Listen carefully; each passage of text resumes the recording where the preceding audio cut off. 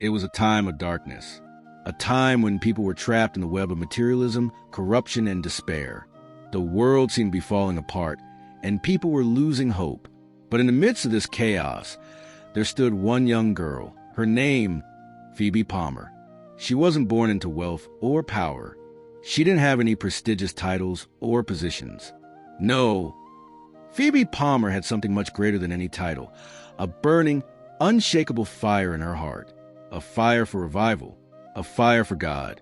But what if I told you that the very fire she carried almost led to her destruction, that the world's darkest moments would become the backdrop for one of the most powerful revivals the world had ever seen? Would you believe it? Phoebe Palmer's journey to change the world didn't begin with accolades or praise. In fact, it began with doubts, ridicule, and personal loss. But what Phoebe would discover on this journey was that even in the deepest trials, she had a destiny far greater than any obstacle she faced. And that destiny was one that would eventually shake the foundations of churches and countries across the world.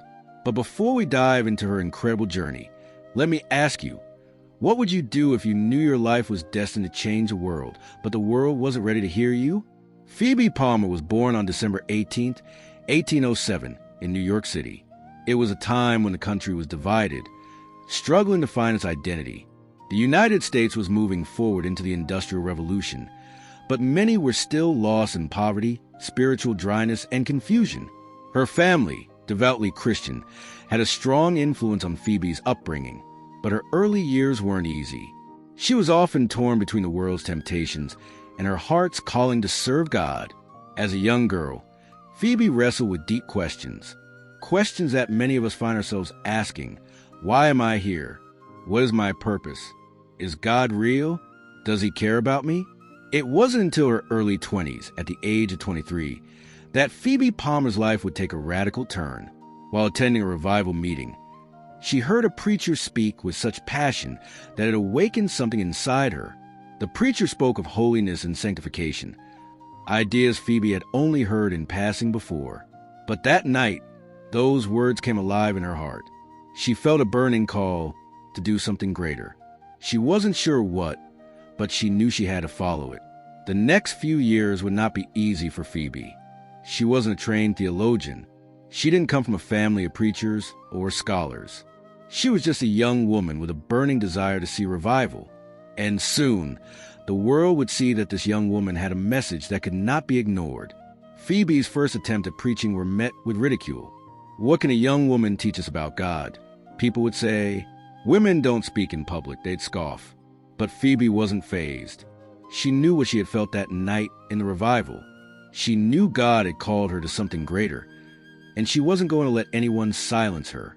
She began hosting meetings in her own home.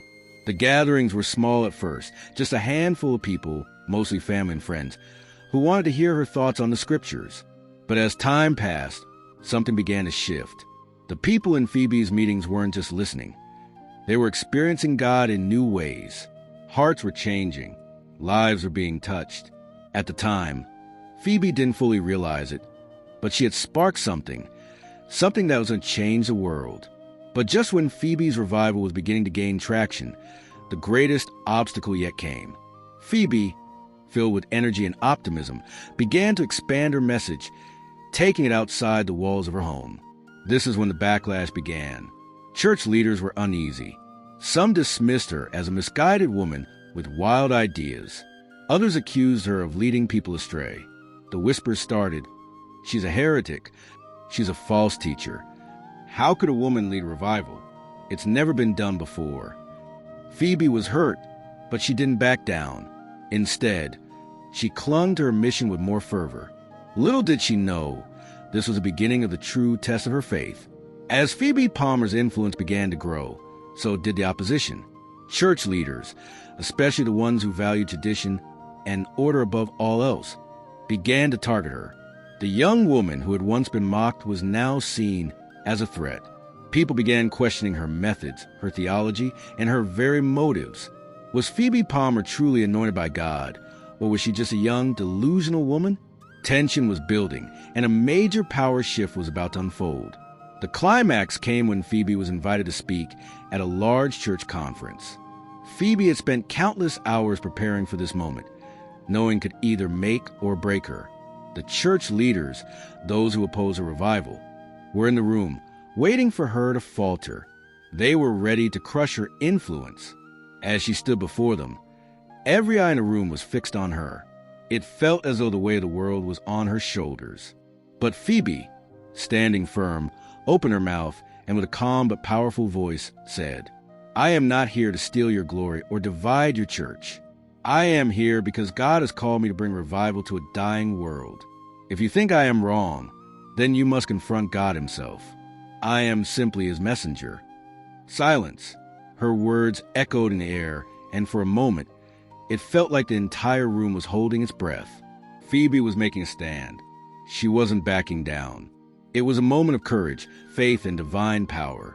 The tension in the room could have shattered glass, but instead, Phoebe's words began to soften hearts. The revival she was preaching about, her message of sanctification, of holiness, of purity, began to take root. The power shift had happened. Phoebe Palmer was no longer a young girl with a radical idea. She had become the leader of a powerful movement, the Holiness Movement, that would change the course of history. However, Phoebe's journey was far from easy. Her personal life, especially in the wake of the growing movement, was filled with hardship. The greatest test came when Phoebe's daughter, her beloved child, passed away. The grief was unbearable. Phoebe, who had poured so much of her heart and soul into the revival, now found herself questioning everything. Why had God allowed her to experience such pain when she had worked so hard for his kingdom? But through her sorrow, Phoebe found something deeper, God's presence in her pain. Her grief became a catalyst for even greater passion. She wrote letters to others, encouraging them not to lose heart in times of sorrow. Phoebe's own loss became the reason for her renewed fire. As the years went by, Phoebe Palmer's revival spread far beyond the United States. Her message of holiness and personal sanctification reached countries all over the world. Her written works were distributed widely, and her teachings had profound influence on countless lives. What had started as a small spark in New York City had now turned into a global movement. Churches, denominations, and ministers from different countries were inspired by Phoebe's passion for revival. She had become a global ambassador of the Holiness Movement, and her influence continued to grow. Phoebe's mission wasn't just about her. It was about revival for the entire world. Phoebe Palmer's story doesn't end with her death in 1874. Her legacy lives on today. The Holiness Movement she started continues to shape Christian theology and practice around the world. Her books are still read. Her sermons are still quoted. Her story is still shared.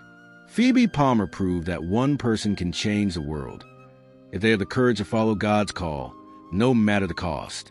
So, if Phoebe Palmer's journey moved you, if you can feel the fire that burned within her heart, then you too have the power to bring revival to the world. Now, as you leave this story, I ask you to reflect. What would you do if God called you to lead a revival? Would you stand firm like Phoebe Palmer did, or would you back down?